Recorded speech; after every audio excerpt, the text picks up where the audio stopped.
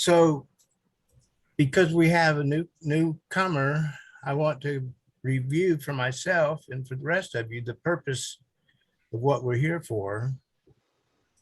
And the first purpose is to create or develop a platform where people can meet in these kind of groups and have deliberative dialogue so that we can begin to learn how to communicate with each other on a real level and not be hostile or be at odds with each other.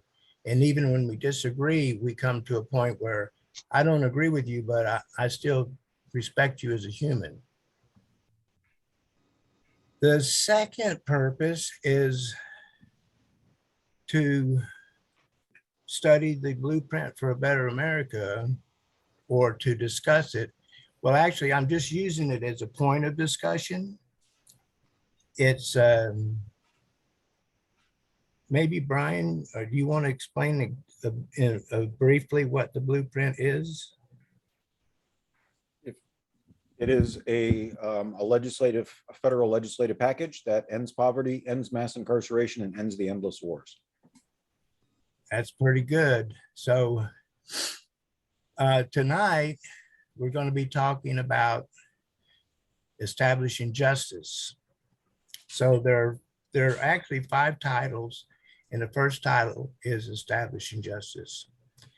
So I've been working on an agenda so that we have some idea of what's going on. And the first thing on the agenda is let's do a round of introductions.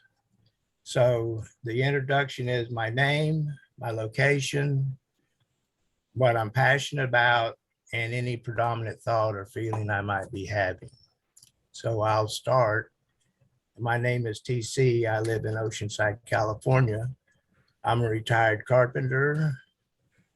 My passion is video. And my predominant feeling is joy and a little bit of nervousness. Not much nervousness, but okay. So we'll go in a circle, and if I look at the circle, then I would go, I'm going to go Eddie, Jesse, Brian, and Susan. Or do you want to go the other way? We can go Susan, Brian, Jesse, and Eddie. I'll say Eddie's more at depth. So let's go Eddie, Jesse, Brian, and let Susan come in. So my name is Eddie. I live in Shanghai. I'm interested in open, democratic, collaborative processes and UBI. Yeah, and I'm feeling happy, a little bit, and I'm coming up on some interesting points in some work I'm doing. So I'm feeling, what is the word? Not anxious, but like sort of expecting some results and a little bit looking forward, a little bit anxious, something like that. Thank you, Eddie. Jesse? My name's Jesse. I live in Valencia, California. I'm semi-retired, and I've spent most of my life being a hippie. Not really. From being a hippie, I ended into making videos, into movies, and also manage a band that we tour around the country. Thank you, Jesse. And I'm a happy guy. I'm a very happy guy. Happy guy. You are a happy guy. All right, Brian. My name is Brian. I live in North Carolina. I'm also a retired carpenter, and my interest is ending poverty, ending mass incarceration, and ending the endless wars. And so that's my project that I'm working on this year. And you can learn more about it on the website and AmericanUnion.com, which I'll put in the chat. How are you feeling? Oh, how am I feeling? So I'm feeling good because I've been fasting today. And so now it's 15 minutes after sunset. And so I just broke my fast and enjoyed some breakfast burritos. Thanks, Brian. Susan, welcome. Okay. I'm from San Diego. I'm originally from New York. I've been a few places in between. And I'm very involved in volunteering at the San Diego Zoo and with California Native Plant Society. I think plants and animals. And I know this is not quite on the topic of what we're talking about, but plants and animals and sustainability is very important. There's a concept called 30 by 30 to get the planet to be 30% of the planet protected by 2030. And it's supposed to be just a start, because we're to protect species from extinction and becoming endangered, you need at least 50% of the planet protected. And it's been shown that when they protect the coastal waters, that the areas that are protected overflow into the areas that are being fished, and the people fishing get more catch because of the protected areas. Well, thank you, So, Susan.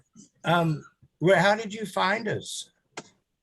Chiwa, I think her last name is Slater, Yeah, you told are. us about that. And I thought she'd be here tonight, but I guess she, I thought she would be too, and I'm surprised.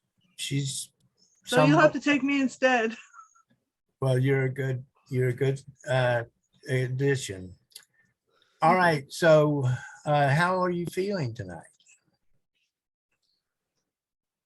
I'm not sure if I can put it into words. Okay. Mixed. Thank you.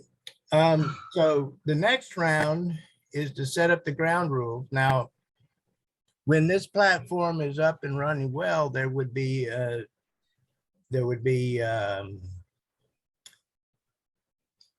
someone to give information, either for, against, or both the subject at hand. And that would be facilitated. So right now we don't have a facilitator. So I'm going to lead and try to play facilitator. And Brian's going to act as our informed person as he wrote the thing we're going to be studying. So the next thing we want to be conscious, we want to set up the time limit for each share, and there's 6 of us. So that would be, if we talk 2 minutes, that'd be 12 minutes around. And we could do 3 rounds, 4 rounds. We could do 4 rounds probably. So do you feel like 2 minutes will be fine? I think it'll be, well, it'll be, then we can do more rounds. We can go around. So I'm going to set the time limit at 2 minutes unless there's any objection. That was good. Okay, thanks, Jesse. Keep sharing on point within the agreed upon time, within 2 minutes. Now I have it down, you can raise your hand to speak, but otherwise we'll go in a circle. The reason I put down raise your hand to speak because if somebody has a desire to speak, it might be easier to get the conversation started there. Otherwise, we'll just go in a circle.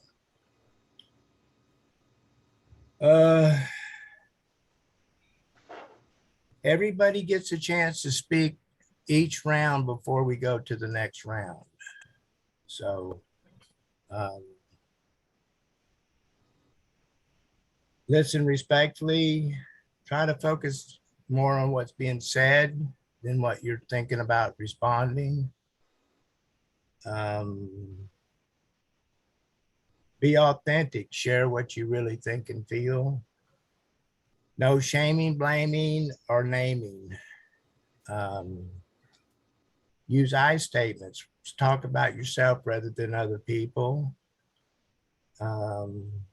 Be mindful of your feelings and judgments because you learn a lot about yourself from your feelings and judgments. How I judge you says a lot about me, and how I feel says a lot about me. And disruptive and argumentative behavior will be removed from the group. So that's the ground rules. Now, I think I'm going to ask, is there any immediate feedback? Otherwise, I'll go to the video. Sounds good. All right. So where's the video? Section 101, Title I, Established Justice, Section 101, Findings and Purpose. The Congress finds the following. 1. Americans have a constitutional duty to establish justice, and we are failing as a nation. 2. The United States has become the most incarcerated country in the world. Just 50 years ago, the United States had an incarceration rate on par with most other Western democracies. And while their crime rates today are at nearly identical levels, America's incarceration rate is 5 times higher. 3. The American people are not the most evil people in the world. Therefore, something has gone wrong with our criminal justice system. 4. The policy decisions that have led America down the path of mass incarceration have created intergenerational trauma and trapped people in cycles of poverty. Mass incarceration leads to many other societal problems. Nearly 65% of families with an incarcerated or detained family member struggling to meet basic needs, including housing, health, food, employment. Children with an incarcerated parent are nearly 6 times more likely to be expelled from school and increasingly less likely to graduate from college than children without incarcerated parents. 5. There exists a moral and societal obligation to reform the American legal system so that it is smaller, safer, less punitive, more humane, constantly striving towards the ideal of liberty and justice for all. The federal government has a tremendous impact on the operation of the criminal legal system at the federal, state, and local levels. And with that power comes great responsibility. 6. It is the responsibility of the federal government to lead by example in police reform, teaching de-escalation techniques and reducing the use of military tactics, which have led to worsening police-community relationships and unacceptable levels of police violence. In 2020, the world was shocked by the casual manner in which George Floyd was publicly murdered and outraged by the midnight raid that left Breonna Taylor dead. Nationwide, hundreds of thousands of people languished in jail without having been convicted, but often just as for an inability to afford cash bail, and which leads to an increased likelihood of conviction and lengthier sentences. And for those whose liberties have been violated, the judicial doctrine of qualified immunity restricts access to justice. 7. Okay, I'm going to stop. That's halfway. So I'm going to take a breath, let that sink in, and we can go for a round on what we've heard so far. So far, we've heard pretty much of an indictment of the system. If there's anybody that has a burning desire to share, raise your hand. Otherwise, we're going to go to Eddie. Yeah. I love how Brian, just makes these findings. They're very, what is the word? Very objective, and they're very surprising. They're not surprising like you wouldn't expect that, but they're surprising in that it's not something that you think about all the time. And then when you summarize it that way, it's like, yeah, it just, for me, it makes me think about, why have we ended up here, and what's the best way to stop these things. Thank you, Eddie. Jesse, do you have any feelings on hearing those first few sections? Of course. Well, privatization of our prisons is horrible. I never realized that until I saw it being traded on Wall Street. And, you know, there are great examples in other countries of how they go about sentencing people and how they live. One was in the movie Where to Invade Next by Michael Moore, where it just shows the prison guards are happy, the inmates are happy, and they are rehabilitating them. I might have said this before. They're in one guy's cell and they're interviewing, and the guy's like, well, you know, you've got this big knives over there, you got a kitchen, you got all this stuff, and the guy's like, should I be afraid that you have a big knife? You know, and he's like, no, he had killed somebody. This is a murderer. That's what he's in for. Who knows what the circumstance was there? But, you know, I myself have been framed by the police and the DEA. As a teenager, I was constantly stopped simply for having long hair. So I knew what it felt for Black people and Spanish people that were being persecuted by the police. I've also had police that are friends. I've worked with police on movies. But I'd say that 90% of them are basically somewhat corrupt and possibly even racist. I've seen that from them also. But I'm all for changing it. And if I have another 2 seconds, there was one with Bernie in a video back in 2020 where he's in a prison. And they talk about how this guy was arrested. He was arrested because a narc went up to him and asked him to get some drugs. The guy was homeless. Asked him to get some crack. He goes and gets the crack because he's going to get to have half of it, supposedly. As soon as he comes back, the guy arrests him, pulls out a gun. Here's a homeless guy, and that guy's never going to have a chance of getting out of prison from whatever his sentence is. So that's probably 2 minutes by now. Okay, thank you, Jesse. Thank you for being conscious of the time. I haven't turned the timer on, so I don't think I'm going to have to. Brian. I guess I'm not sure if what to add. The criminal justice system is broken. I've also been wrongfully incarcerated, and we need to radically rethink what is justice. To get it back to that question, the Constitution says we're supposed to establish justice, and justice and punishment are not synonyms. So I'll use my last few seconds to just provide a little more framework for this, that these findings then introduce something like 20 different legislative policies that make various police, prison, and prosecutorial reforms to the criminal justice system. And so these are the findings that explain why we need to act. Thank you. Thank you, Brian. And you're right. This is a very detailed piece of legislation. Susan, did you have a response to what we've seen so far? I can't really think of what to add to that. I haven't had any direct experience with being arrested, or the closest I've come is being pulled over for a traffic violation. So,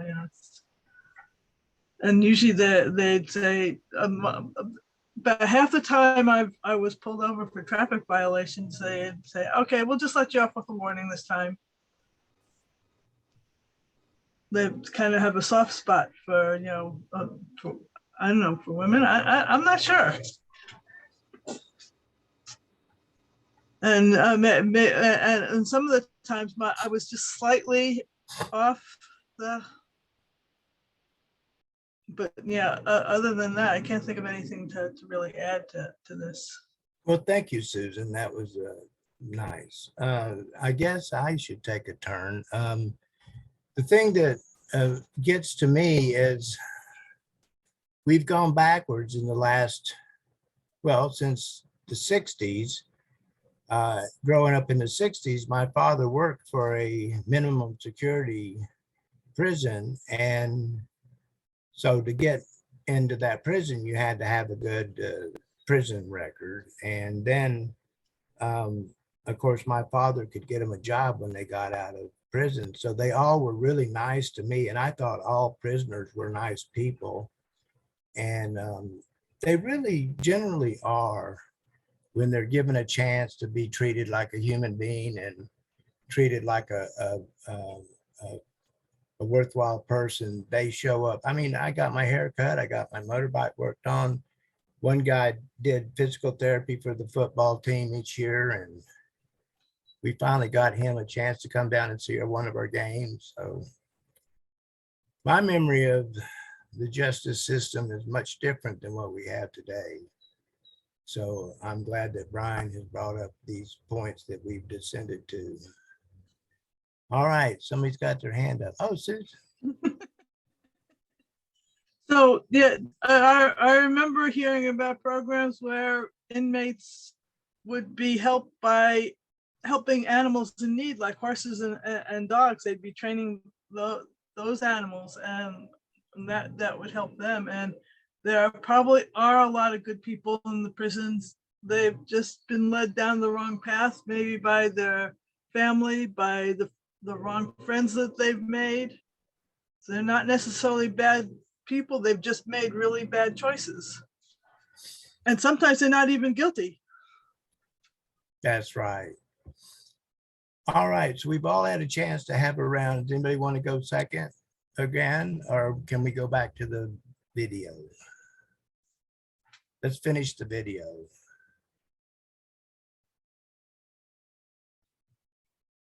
It is the responsibility of the federal government to lead by example by reforming punitive sentencing policies, frequently in service of the war on drugs, which have driven up incarceration rates even as crime has fallen over the last 40 years.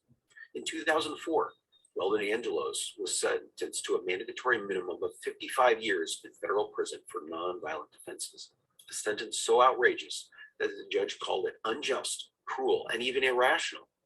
After more than a decade of incarceration, a federal court granted him a sentence reduction. Currently, the average sentence length for individuals convicted of a federal offense carrying a mandatory minimum policy is 110 months of imprisonment. 8. It is the responsibility of the federal government to lead by example in humanizing incarcerated Americans by reforming cruel and inhumane treatment in prison and promoting practices conducive to rehabilitation. Matthew Charles had served decades in prison before being released in 2016, and by all accounts was a model citizen when the court reversed its decision a year later and sent him back to prison.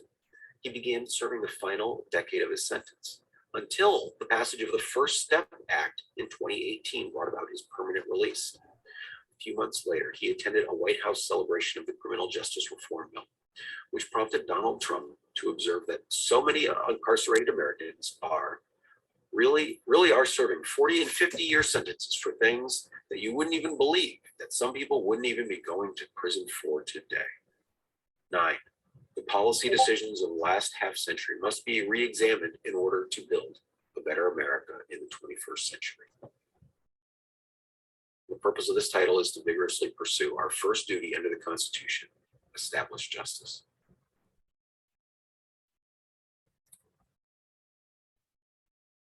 Now I got to make sure I turn that off because The media is less trusted and see, more this guy is polarized. going to keep talking.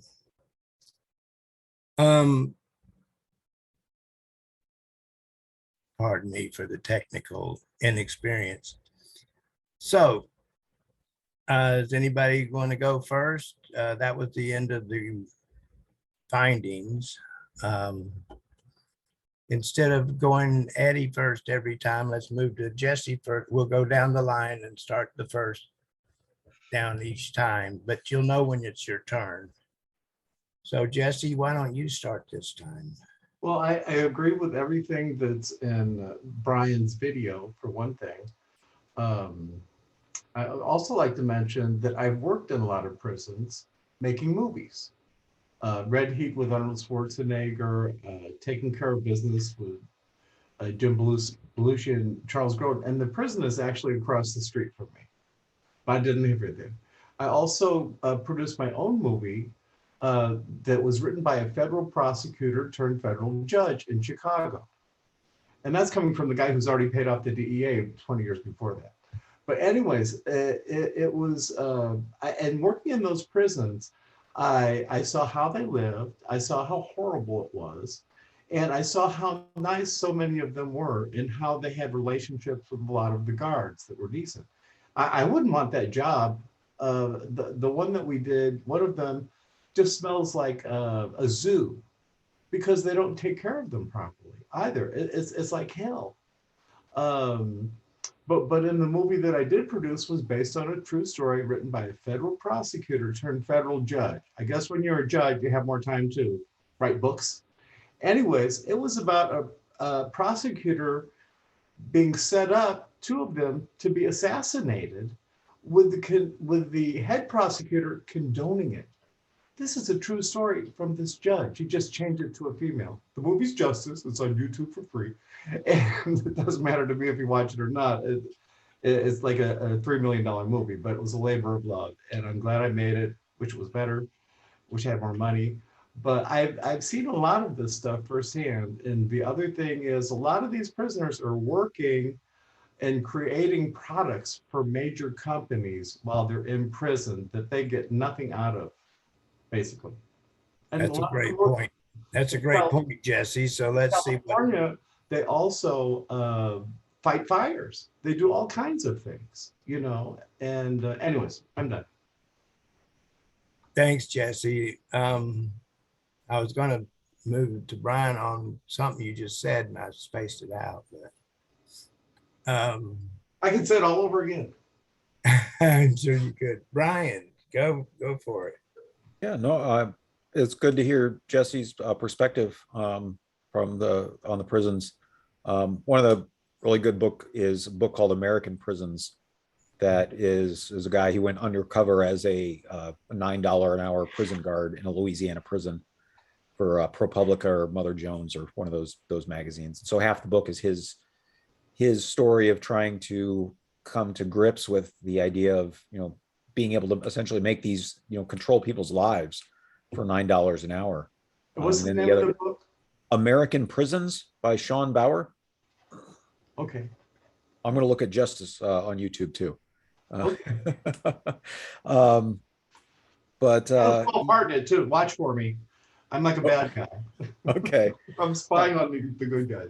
But Jesse makes a good point of sort of the we'll call it slave labor, since the 13th Amendment, you know, allows that for people who've been convicted of a crime, and its roots in, you know, a lot of racism in the American prison industry, especially after the Civil War. And so, and I heard too that in California, when they go to fight fires, that once they're released, they're ineligible to become firefighters because of if they have a felony conviction, which really is the, you know, prison should be to rehabilitate people. And there just doesn't seem to be a lot of sense behind that policy. So thanks, TC. Thank you, Brian. Susan, you want to continue this conversation?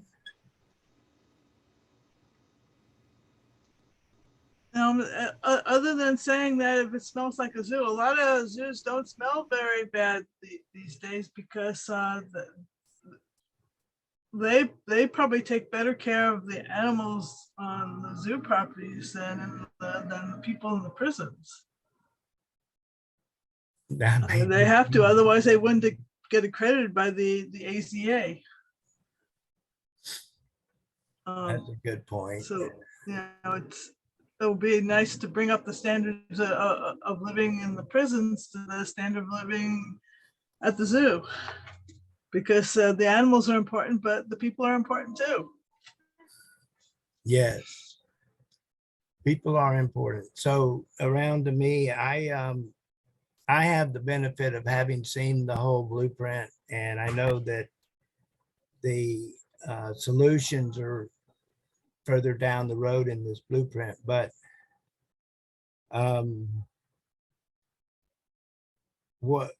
what we have is incarceration for money, and you make more money by keeping somebody in prison than rehabilitating them and getting them out of prison. So the whole system is set up to keep recidivism at a high rate instead of reducing recidivism, which is what my That was my father's task when he was in the system. So Eddie, you get to go last this time.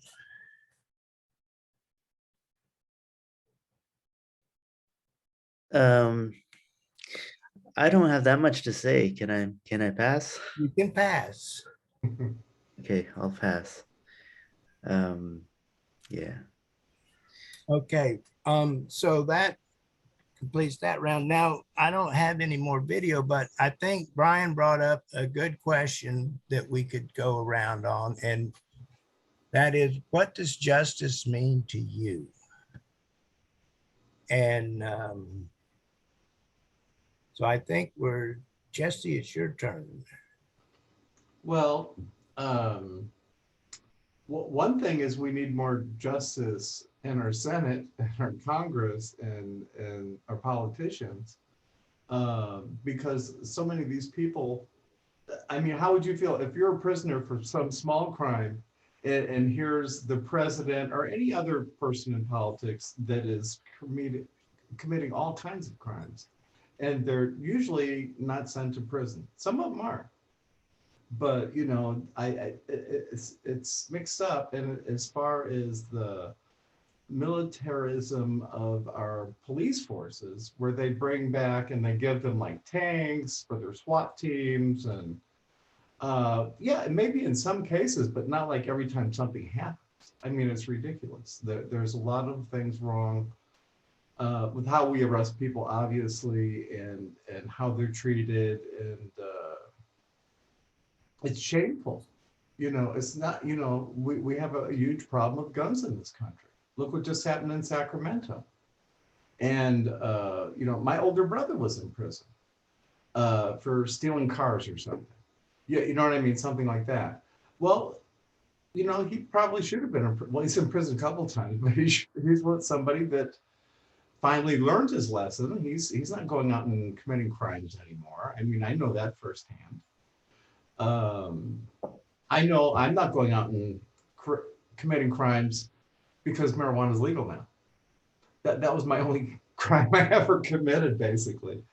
But anyways, you know, I think that something has to be done with the police, and a lot of people don't realize how well they're connected with the military. A lot of obviously a lot of military guys go into the police force, and there's not a lot of restraint on them, you know. And then there is a lot of good police that are trying very hard to change things. You know, I've known a lot of policemen. I worked with a lot of them on movies.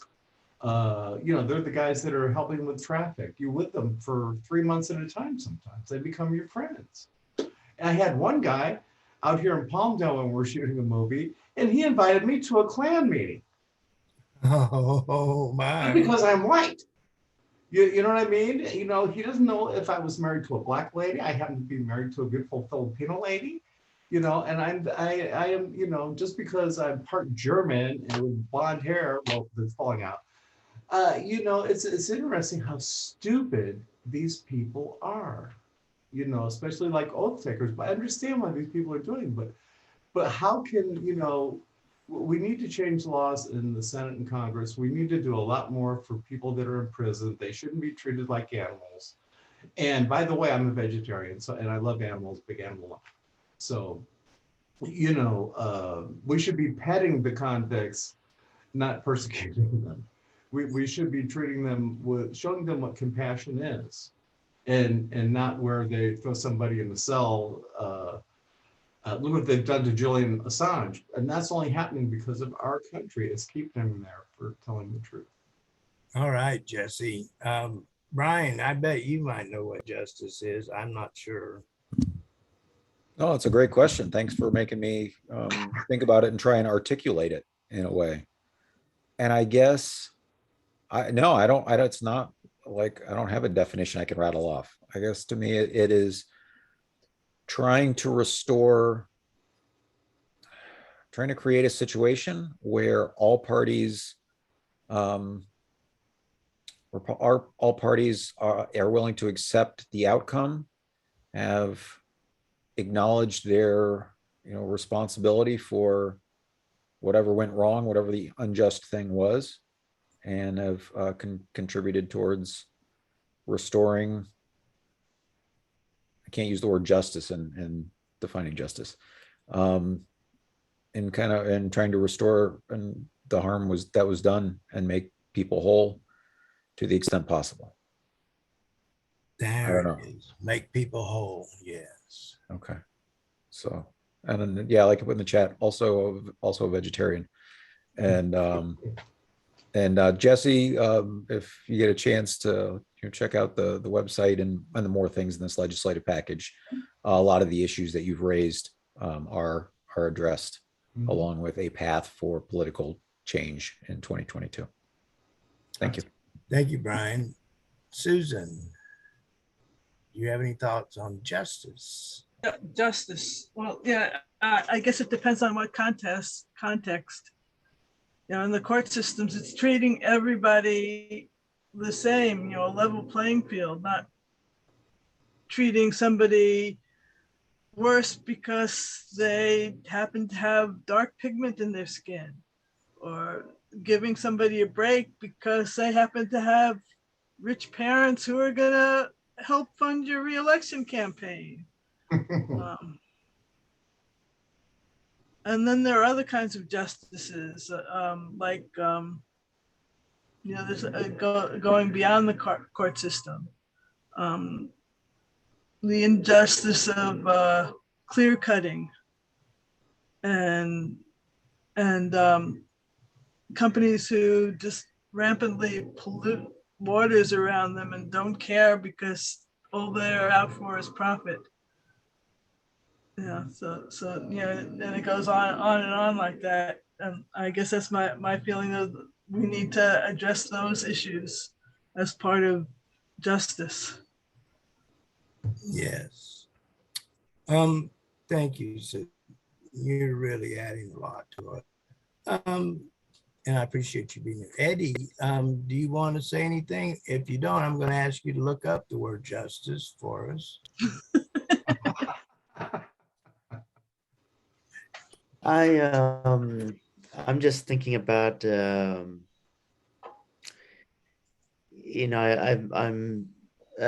into economics and thinking about things as systems, and when you have systems made of large numbers of people, what are the what is the, if we wanted to figure out what is the cause of this situation, and what actions would result in changes, and what types of changes in the system, what would those be? I don't have an answer to that, but that's just what I'm thinking about. But the definition of justice, I can Google that. Yeah, I already have it. Right on. I do too, but let's. There are several.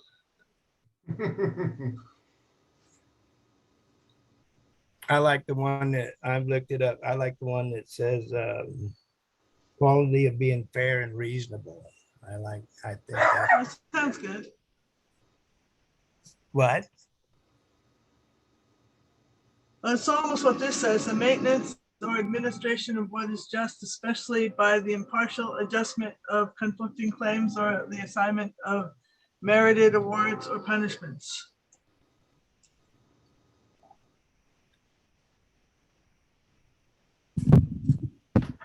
Eddie, What- did you get a different answer or different definition? No, I stopped since the others, since you guys had one. But actually, I'd like to pose that question to you, Brian. Do you have any ideas about why the system is the way it is now? Can you be specific about when you say why the system is the way it is now? Like, Like which part? It's a lot of different things. why is our country system this way versus, why did it become this way versus, other countries did not become this particular way? Like from a sort of a big picture, like a, whole of society, what do you think drives this? Is it racism? Is it profit? Are there key differences between our country's history and the history of other countries? Yeah, I guess, if you look back in history, punishment used to be more immediate, right? You'd lop off somebody's hands or, put them in the stocks or whatever, and, punish them physically. And then we started evolving this model of penitentiaries, where it put people in cells where they could be penitent and they could think and repent instead of being physically punished. And so that was sort of the way of trying to improve how justice worked. And then they realized, well, then they could like put those people to work.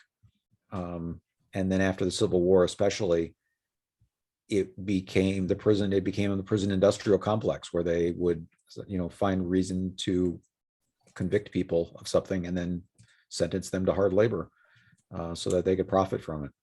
And then just further as a culture, I'd say in the 1970s or so, with Richard Nixon and his Southern strategy of trying to, reframe the discussion sort of like a get tough on crime kind of thing. And so that escalated as well, built on the previous problems. It escalated that get tough on crime mentality. And then of course the profit motive, jumped in there again with private prisons, as Jesse pointed out.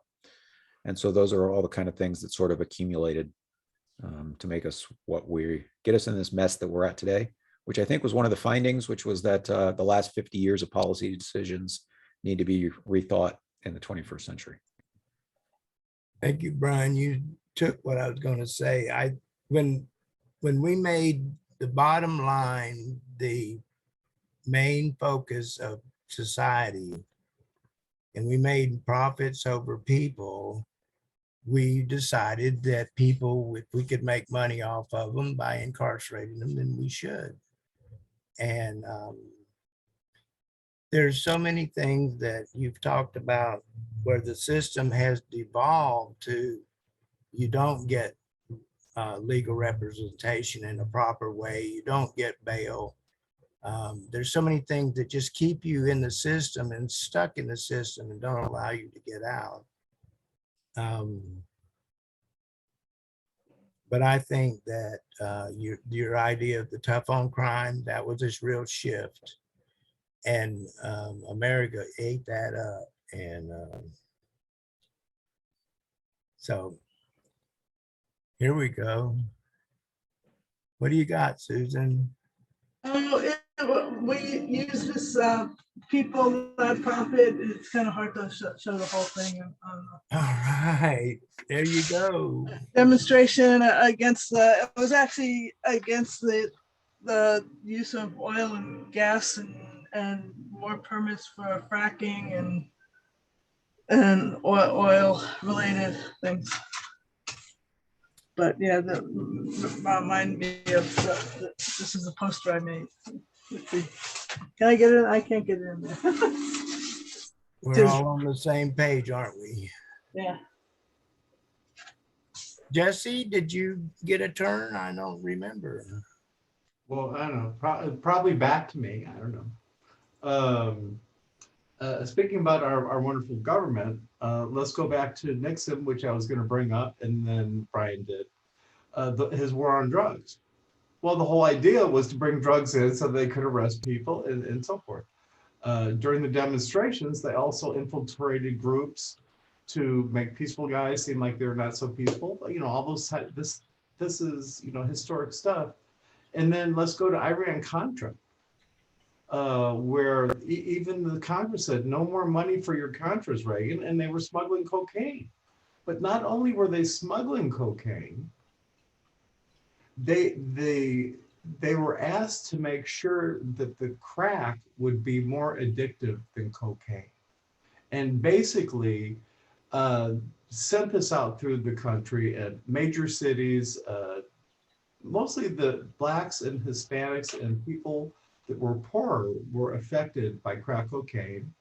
And there's New Jack City is a movie, there's several movies that have been made on it, but that's genocide, isn't it?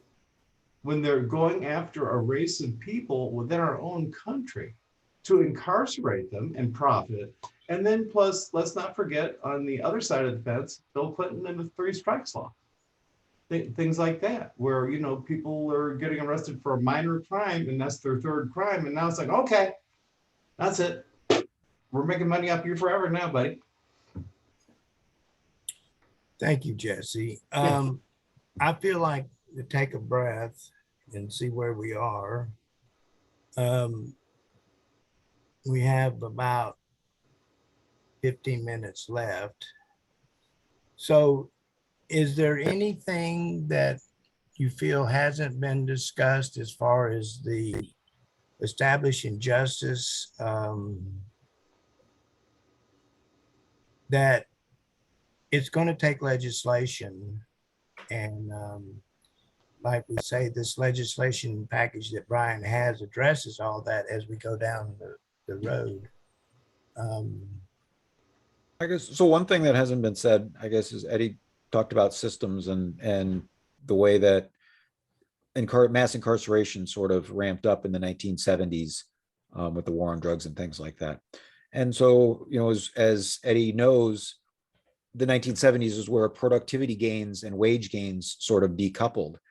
And so by taking, you know, a million men and incarcerating them, you took them out of the labor force, which if you hadn't, then, you know, wages might have gone down even further. And so maybe there's some a further economic incentive there to, you know, warehouse people and then pay other people to guard them as sort of a jobs program. And so that's why if we're going to end mass incarceration, we need universal basic income to remedy all these injustices at the same time. Thank you. Susan, your hand is up again. Yes, my hand is up. What do you think of that? So another injustice is the way the Republicans are trying to change all the voting rules and trying to restrict voting rights. And that's another thing. That's criminal. I mean, how can they tell people, well, you can't do mail-in ballots and you have to bring 10 forms of ID? I'm exaggerating. And I don't know, Well, when we get to the part about voting, there's the question of should the people who are incarcerated presently, do they get to vote? Because they're being subjected to the system, shouldn't they vote on the system? So that's another question. What are the rights of inmates?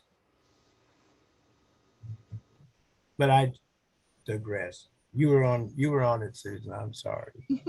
that's okay. I mean, your point, from your point, you know, some of these people actually deserve to be there and it's their fault they're in prison. They decided to take the wrong path, and when you take the wrong path, you lose rights. When you're in school and you do something wrong, you lose privileges. Voting, I think, is a right and a privilege. And but if they're also innocent, that's another. You can't always tell just because somebody claims they're innocent if they are or not. And somebody in prison who is innocent should be able to vote, but how do we know? That brings up another issue. How many people are in prison because they took a plea bargain just to get back into life, or they took a sentence just to get on with the deal because they're being held in jail without bail, and they have no way to move forward.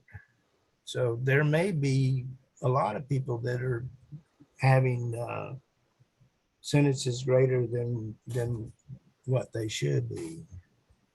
I'm not sure.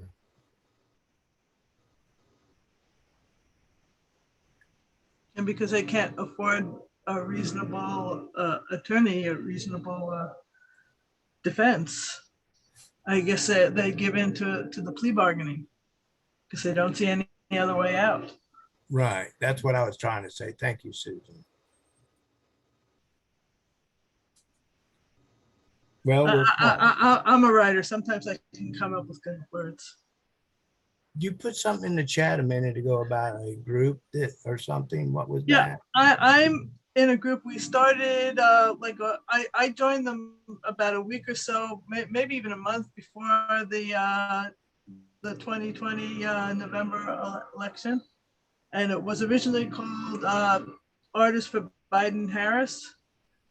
And then we decided to continue the group. So we meet once a week and we discuss lots of different topics.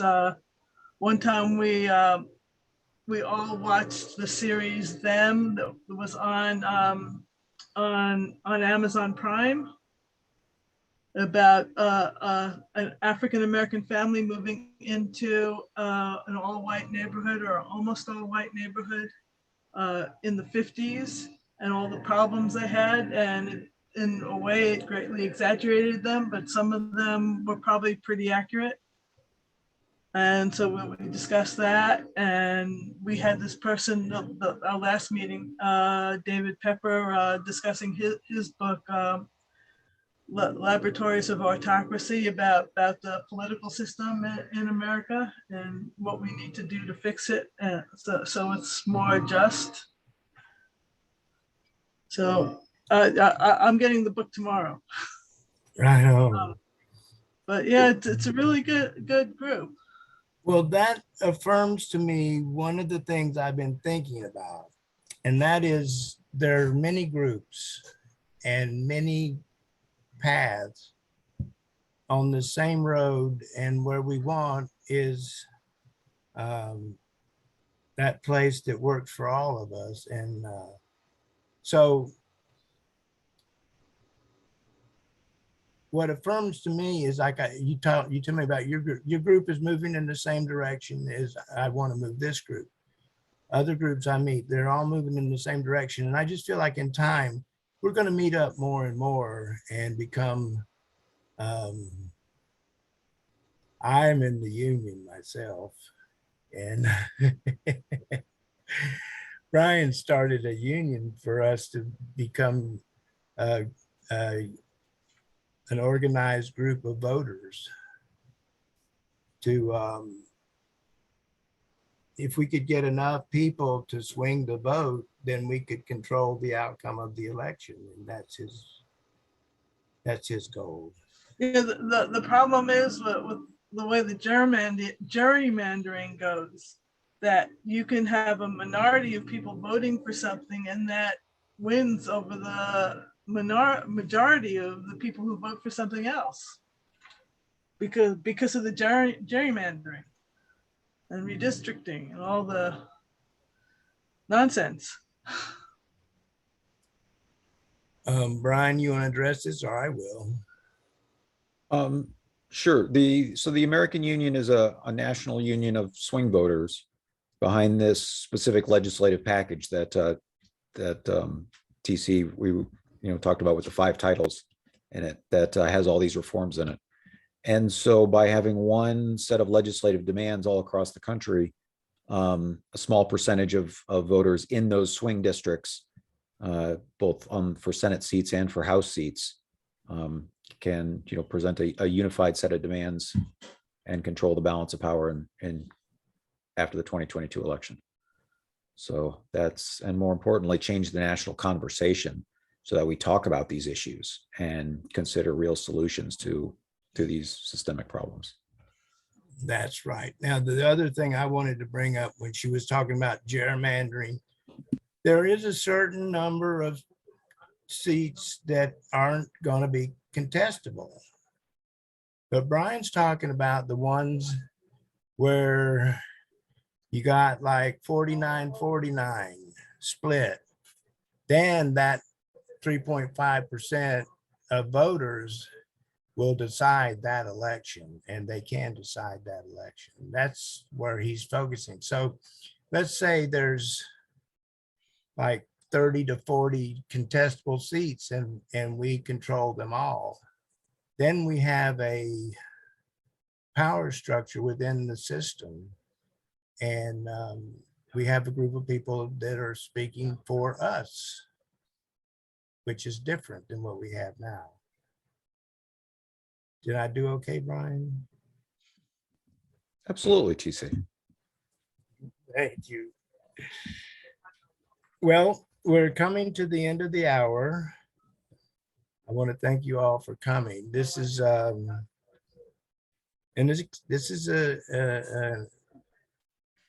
process that's evolving, and hopefully each week we'll get I will get better, the group will get better.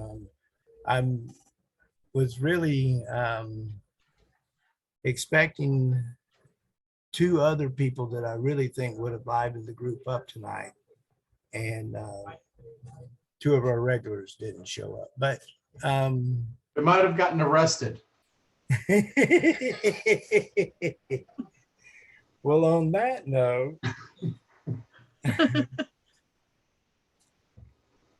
I want to do a closing round, and I want to say thank you all and give each one of you a chance to give feedback to what this experience has been for you, and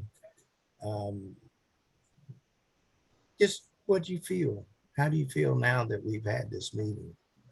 So where are we? I think we're either at Brian or Susan. Oh, yeah, TC, thanks for inviting me and hosting this evening. I don't think I'd seen that video since we recorded it back in January. So it was kind of a blast of the past after going through 21 of those sessions. I guess I'm not 100% sure of whether we're talking about trying to focus on specific issues, or if we're just, trying to, if we're trying to build consensus, or we're just trying to identify how we feel about different issues and share experiences. Or I guess I wasn't 100% sure of what deliberative democracy was, if there was more of an intention to it or not. So thank you for the experience tonight, and I will try and make it back again next week. Thank you, Brian. That was good feedback. Eddie? Oh, no, Susan. Yeah, I'm glad I came and listened, and a lot of it made sense to me. Not everything. Yeah, sometimes I'm listening to things and I think it's one thing and it turns out to be another.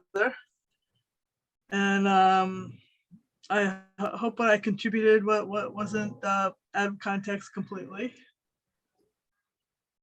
You did fine. I'll try to return, and maybe I'll get Chiwa to come with me next time. She came with me to the zoo. Well, I heard her rattling around in the other room. She just confused. She forgot about it.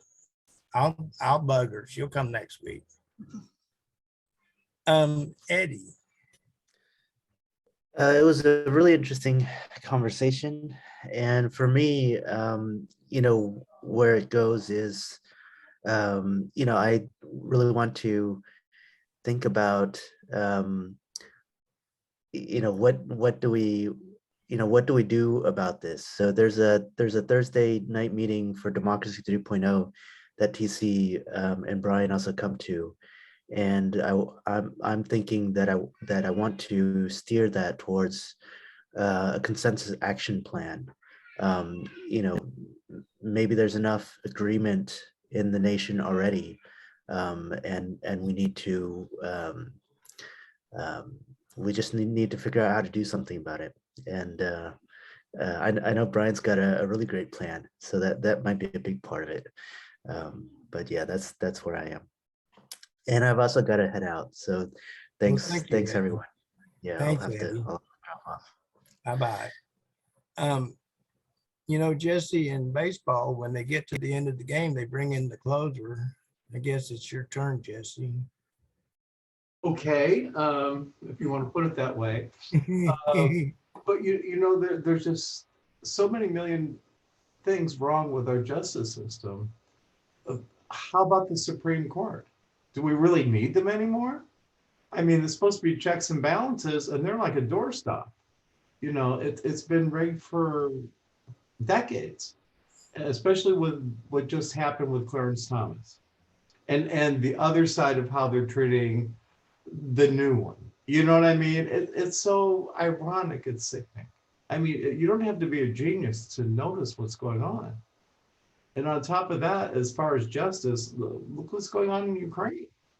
But oddly enough, we're just as guilty as doing the same things in Yemen and condoning things.